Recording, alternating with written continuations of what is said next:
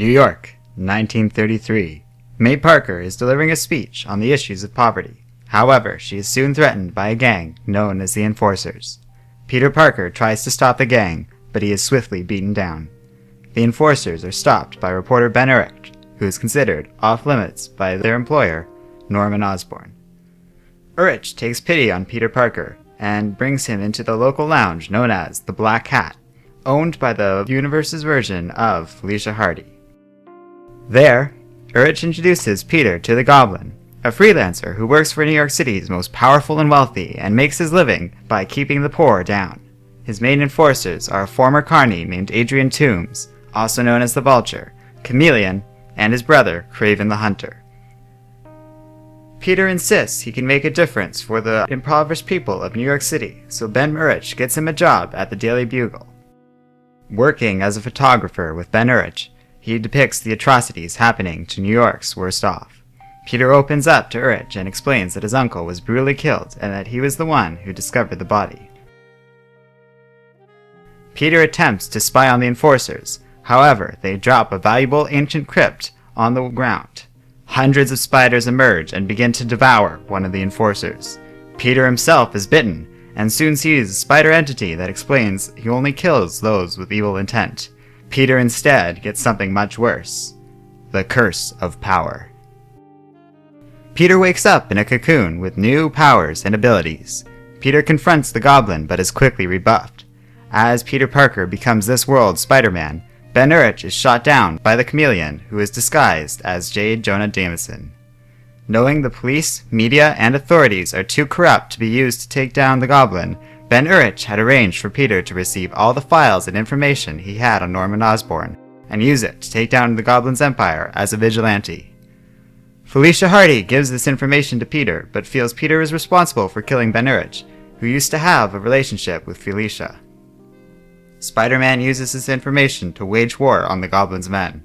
Eventually, Norman finds out that either Peter or Felicia must be the one who is giving Spider-Man the information to be used against him, and seeks them both out. The Vulture attacks Aunt May, but Spider-Man intervenes and kills him.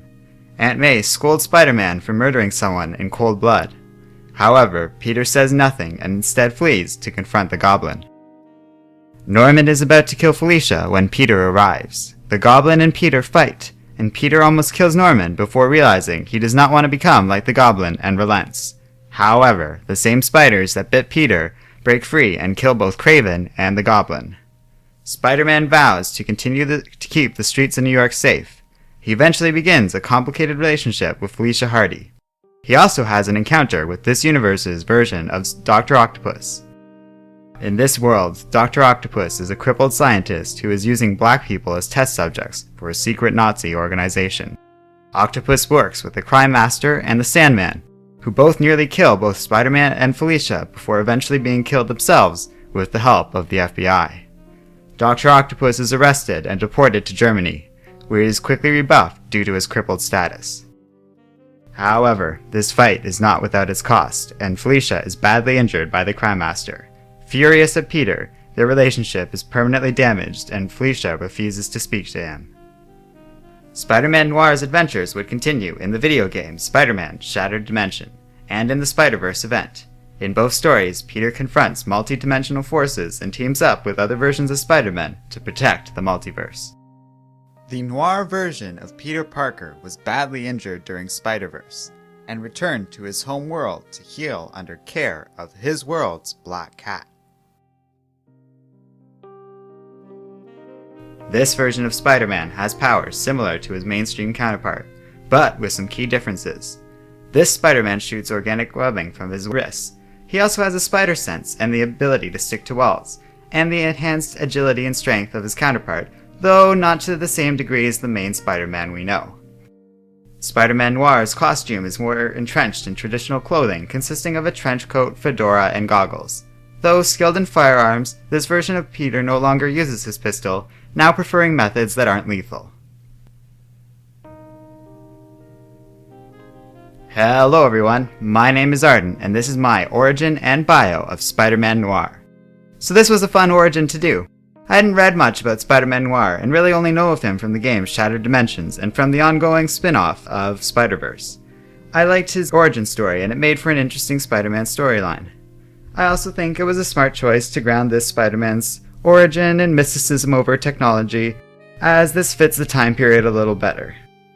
Unfortunately, I was a little disappointed to find the comics didn't really capture the spirit of film noir. There's a lot of stuff with historical and political overtones instead.